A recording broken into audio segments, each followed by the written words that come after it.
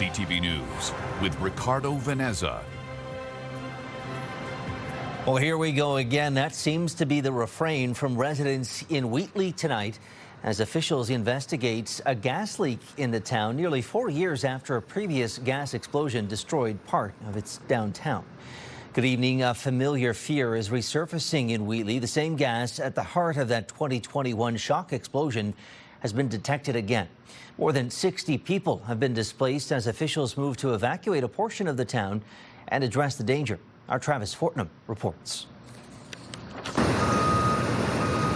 Shortly before 2 Thursday afternoon, emergency crews rolled into Wheatley responding to a strong smell of gas behind the town's public library. The smell wafting through town, unpleasantly familiar to those who lived through this once before. It's a wave back to what we smelled before. Officials have confirmed the odor is hydrogen sulfide, the same toxic gas that leaked up through the ground and into a building's basement in August 2021, triggering an explosion that rocked the small town, displacing dozens of residents for months. Among them, Becky Lamb, whose home on Foster Street sits just beyond a wooden fence from the current investigation site. We got evacuated with just the clothes on our back, and this time we are in the same situation. We found a area at the back of the library that's bubbling with water and gas coming up. Fire Chief Chris Case sharing details in a video posted by the fire department as officials worked to contain the situation and find answers. Around 6:30 p.m., the evacuation zone was expanded to a 100-meter radius with more than 60 residents now forced out. This is the last thing we wanted to see. We know this is a terrible thing to happen again. Here we go again. Like, we're going to lose it all again. Becky and her husband spent 2.5 years out of their home following the last evacuation forced by the gas explosion. This time around, there's been no explosion and no injuries have been reported, but power has been cut to part of town, and there's still no timeline for when residents will be allowed back. It's heartbreaking.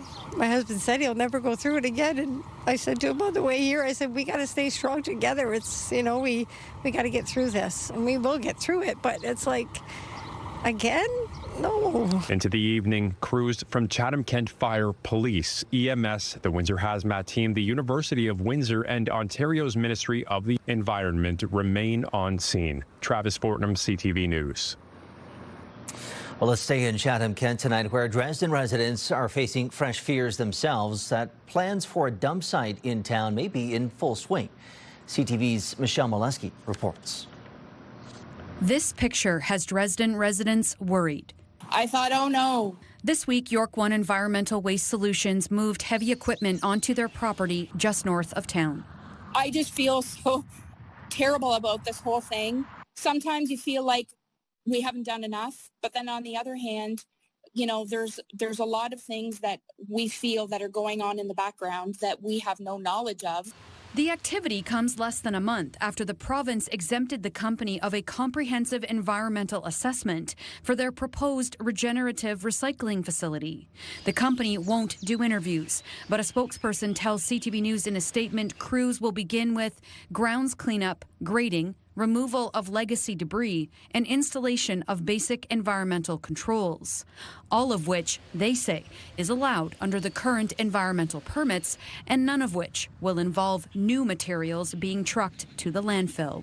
I am not done fighting this thing. This is a show of community support and resistance that we're planning. Dresden Cared is organizing a rally next Thursday at Rotary Park in town. We spent a lot of time going to Queen's Park in small numbers. It's several hours away, and it's quite costly for our town to get there. And so we want to do something local so that our entire community can participate. And they intend to spend their summer spending their own money on groundwater testing to find new ways to push back. Our community produces in this region close to $2 billion worth of agricultural industry for the province. Michelle Molesky, CTV News. Well, it was the Ford government's controversial Bill 5 that paved the way for that Dresden project, and it's also set the stage for a standoff in the north. First Nations residents are on their way to set up camp west of James Bay in the mineral-rich Ring of Fire. CTV's Queen's Park Bureau Chief Siobhan Morris brings us up to speed on the evolving situation and the response from the Premier. Good morning. This is not your average summer family boat trip. Geronimo Cataquapit, his parents, and older brother are on a mission, headed towards the site of a proposed bridge near Attawapiskat. It's a 400-kilometer-long journey. We only travel 24-ish kilometers, and we need to make up for that. The goal, he says, is to reassert First Nations presence near the mineral-rich Ring of Fire. It's after provincial and federal governments passed legislation this spring aimed at speeding up development of big economic projects, including mines. Almost essentially out of the blue. And so I thought, like, I took maybe an hour to process it. Then I said, okay, we got to go do something. The goal is to set up a semi-permanent encampment at the river's edge. We're supporting each other, all four of us, and especially we're supporting our son, Geronimo. The family will be meeting with a contingent from the Nishtanaga First Nation and bringing messages of support from other First Nations. All here where these two rivers meet, we hang up their flags to show that the families use this territory. Asked about the planned encampment, the Premier says he looks forward to building a road to the Ring of Fire with collaboration from First Nations. We've been consulting with Wheatley and Martin Falls for a few years now, so we have been discussing this, and they've signed agreements moving forward. Touting the economic possibilities of new mines. I want them to have their kids and grandchildren have a better life. I want them to have equity partnership. After apologizing for saying First Nations come to the government hat in hand, Doug Ford's working out plans to visit Indigenous communities this summer. Nothing's better than sitting down, maybe fishing and breaking bread, and seeing exactly how I can support them, how the province can support them until their communities thrive and prosper and grow. Siobhan Morris, CTV News. Well, as mentioned, Ottawa's own legislation meant to fast-track major projects deemed in the national interest has now become law. The Senate passed the Liberals' own Bill 5, which could allow works to sidestep environmental protections and other laws that are already on the books.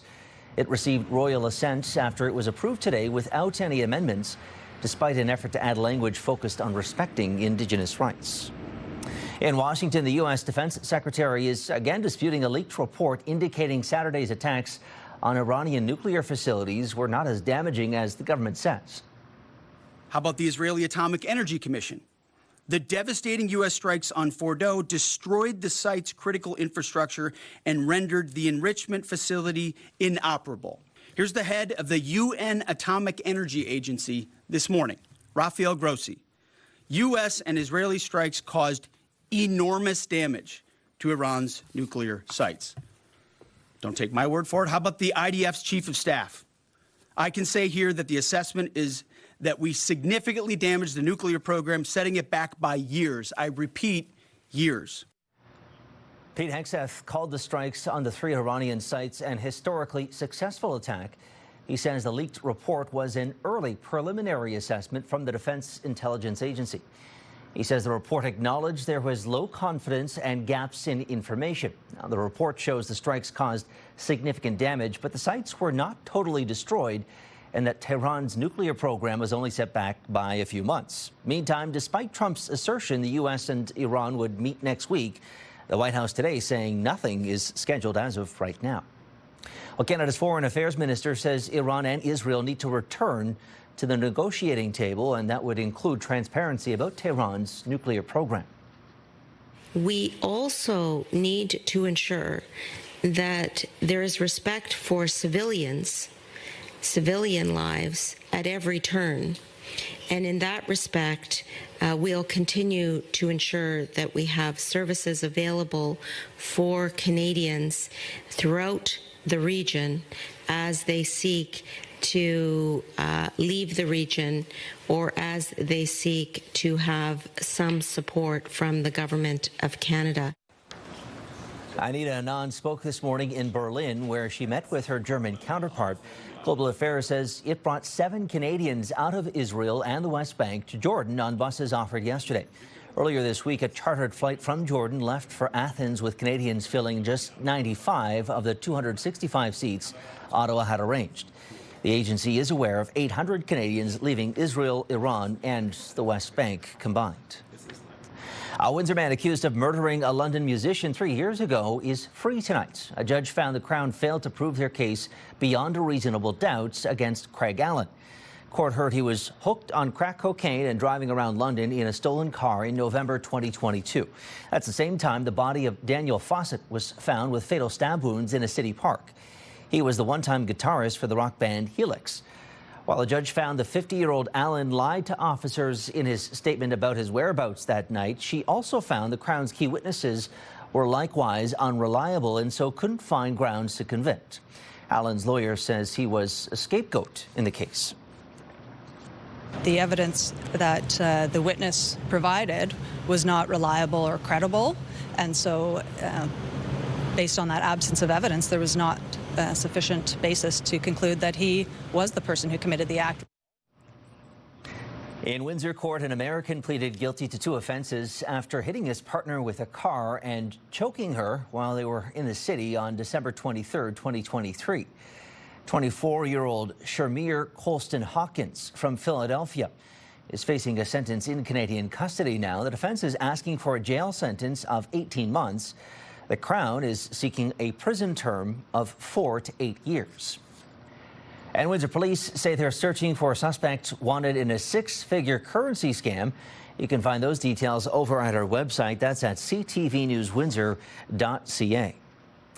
Well, the old Boblo Island ferry bridge has had its demolition delayed again. The dock is in disrepair and decaying along the shoreline in Amherstburg. It was set to be torn down this week, but it's been pushed back until next Wednesday. It used to serve as a path to the former Boblo Island amusement park.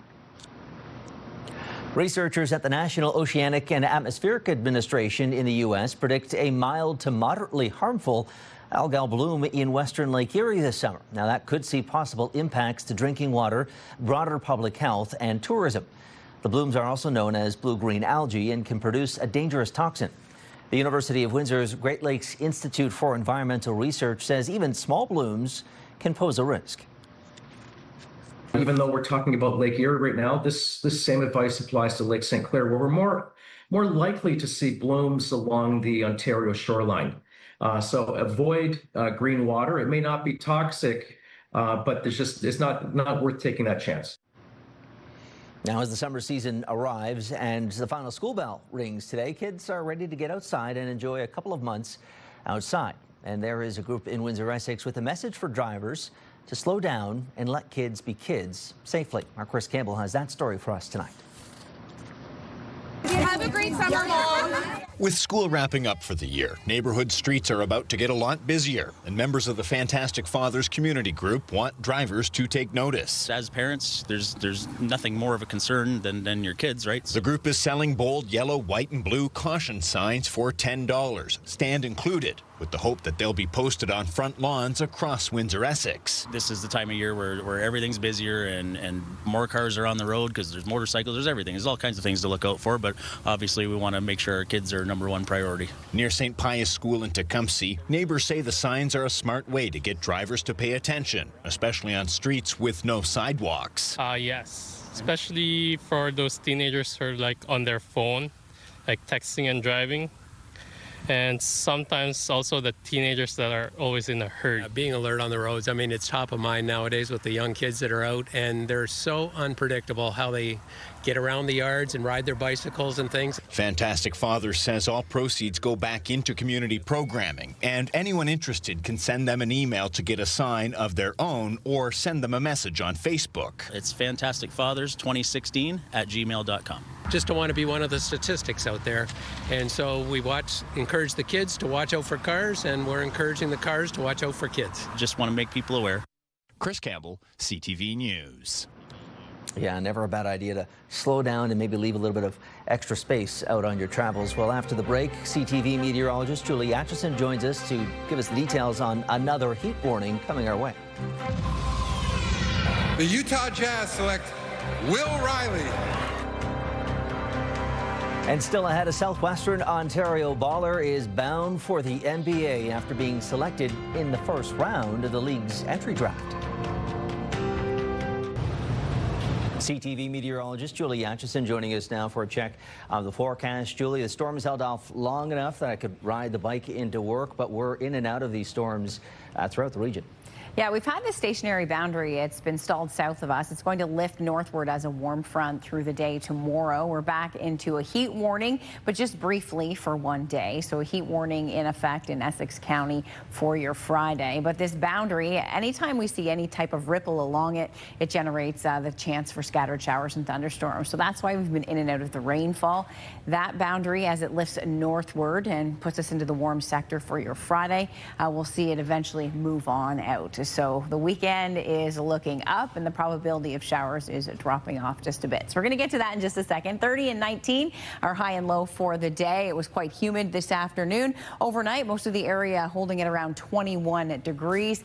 Partly cloudy conditions overnight, and we'll start the day tomorrow with a nice mix of sun and cloud, although it's going to be quite sticky in the afternoon. Air you can wear, feeling like the low to mid 40s. So lots of instability showing up on the satellite radar tonight with some rounds of rainfall that have been moving through, and I mentioned this stationary boundary. Now, as soon as it starts moving, it's going to bring the warm air in, and that's when it shifts to a warm front. That puts us into the warm sector across Ontario tomorrow, which means a southerly flow through the afternoon, so winds out of the south 20 with gusts to 40. Now, we can't rule out a shower or thunderstorm, especially as we head into the evening. So through the early part of the day, about a 30% chance, but by the late afternoon into the evening, we're going to ramp that up to about a 60% chance. So that'll be the next boundary that will be coming across the area. You can see the scattered showers and thunderstorms associated with it. As we head into Saturday, conditions start to improve, and by Sunday we're into some full sunshine. See your forecast for your Friday: 28 as we head toward noon hour and 32. So again, feeling like 43 to 45 across the region, about a 30% chance through the better part of the day, and then we're going to up that probability heading into the evening to about a 60% chance. 28 degrees on Saturday under a mix of sun and cloud, probability just 30, so that is great news. I know lots of people, we look forward to these summer weekends, and we want them to be beautiful and dry so we can get outside. Gorgeous conditions expected for your Sunday as well, with lots of sunshine and 30. Now on Monday, about a 60% chance of rain. That's our next weather system coming in. It'll cross the area by Tuesday morning. So by Tuesday evening, if you are planning to do some Canada Day festivities, things will be drying out quite nicely. Wednesday into Thursday, mainly sunny, but we're into the heat, 29 to 31. So daytime highs will average well above normal. It's going to be a nice hot weekend across the region. Mix of sun and cloud Saturday into Sunday with a slight chance for showers on Canada Day morning. That's a wrap on your forecast. Ricardo, I'll send things back to you.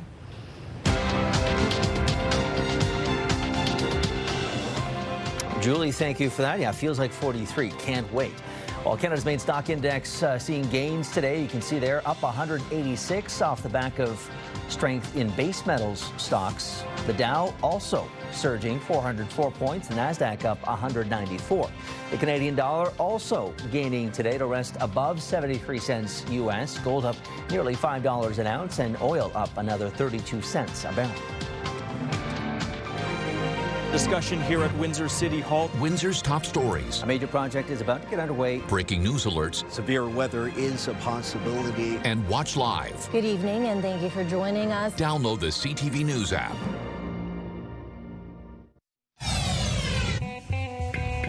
Start your day with the latest local news. By signing up for our newsletter, you'll get direct local content straight from CTV Windsor to your inbox, including top stories, the forecast, and videos. You can sign up at ctvnewswindsor.ca. Well, more charities are lacing up to walk and run to raise vital funds for worthwhile causes. That means sponsorships are tougher to secure, with more and more organizations holding similar type events. As our Bob Belichico explains, getting small businesses on board can be crucial for those events and their successes, but some are getting spread too thin. So there is a definite increase in the number of groups that want to put events on.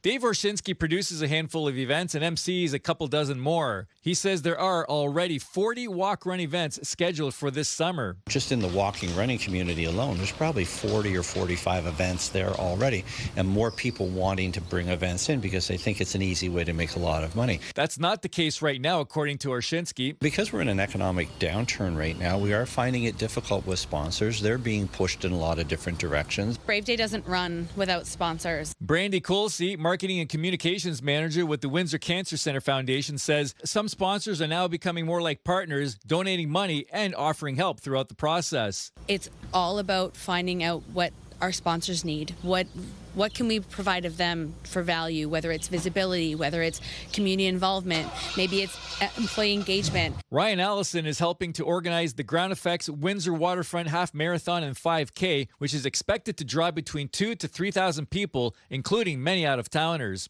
The event takes place September 14th. It'll start off at the casino, end up here at the Riverfront Festival Plaza. Now, Allison is taking sponsorships and partnerships to a new level with this first-time event. The City of Windsor is on board to close Riverside Drive. Businesses are involved, and so is the charity. You have the little brothers, little sisters working with their big brothers, handing out finisher medals, getting to see the vibe. They get to witness that and maybe inspire them to either host a race or get involved in running or get involved in charities themselves.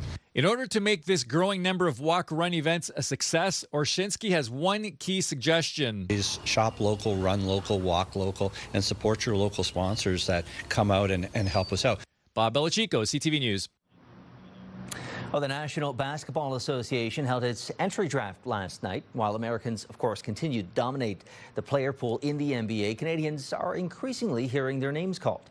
And that was true last night for a Southwestern Ontario athlete getting picked in the first round. CTV's Karis Mapp has that story for us tonight.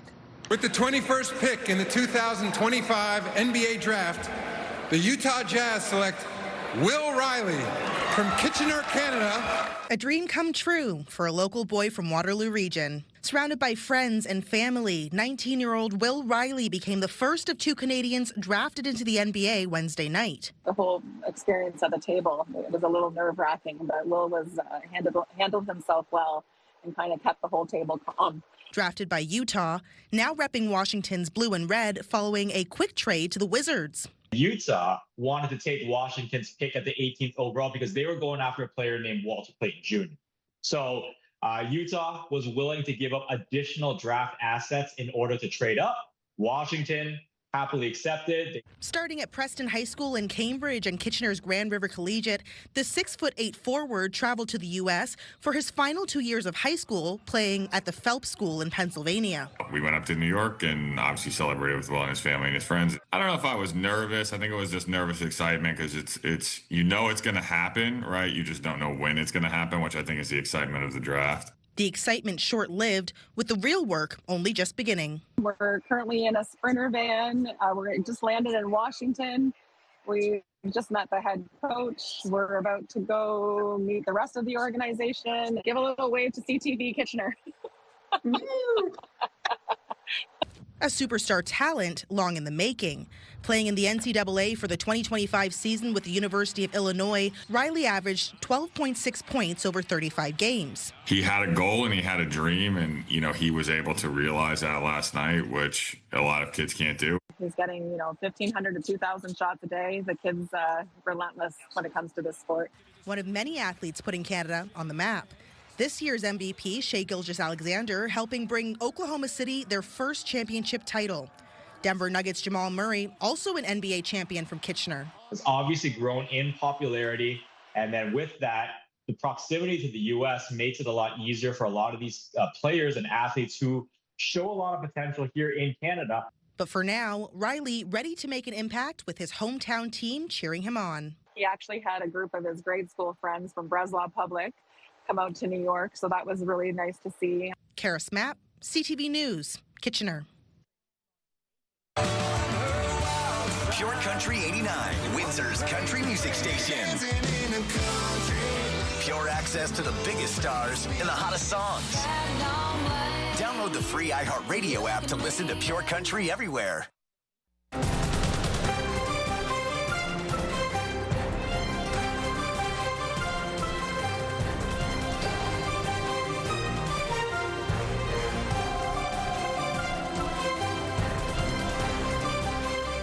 Okay, Okay, Julie is back with her 7-day wrap. Julie, it feels like we just got rid of a heat warning and now another one is on the way. Yeah, heat warning issued today, and it will be in effect for your Friday, but it's just a one-day warning.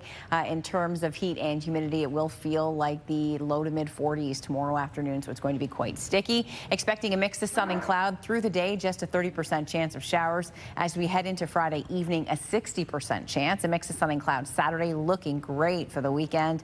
Sunday, lots of sunshine. Now, Monday, we have our next weather system moving in. Another bout of warm air comes, and with that, some showers. The cold front will cross as we head into early Tuesday with some rainfall Canada Day morning, but by the afternoon, we're back into a mix of sun and cloud. Ricardo, back to you. Okay, Julie, thank you for that. Yeah, the summer season truly in swing. Well, it's not quite Christmas in July, but a Chatham-Kent tree farm is once again turning to a sunnier plant for the warmest months of the year to bring in visitors for a cause close to the owners' hearts. Fields of blooming sunflowers are being used to raise thousands of dollars for the Alzheimer's Society of Chatham-Kent. This is the 5th summer in a row now. The Puddleford Tree Farm near Thamesville is turning to the fan favorite flower to bring in the crowds. The owners say things are happening a little sooner than expected this year thanks to the recent rain and the heat wave. That's helps. They expect to open now July 2nd. Visitors can walk through the blooms, cut sunflowers to take home, and make a donation, with all proceeds going directly to the Society's day program. Over the years, the sunflowers have raised over $11,000 now. The stories that we get, the memories, the people that talk about how the sunflowers were their parents' favorite flower, or I brought my mom out and then she passed away. It's just the memories people share with us are beautiful. And finally for us tonight, an incredible moment of achievement and capstone to a tumultuous journey for a Harrow woman. Megan Howell has won her first Ironman competition when she was the first woman to cross the line at Mont Tremblant in last weekend's Ironman 70.3. Her time of 4 hours, 47 minutes landed her at the top of the podium. Now, Howell overcame an eating disorder early in her running career on the path to the victory and a regular force on the running circuit. Having that time to reflect and see actually like how far I've come to now winning Mount Tremblant is definitely something that I'm like super proud of, and yeah, it's a moment that's like I will never forget. I know my family is like very, very proud of that as well.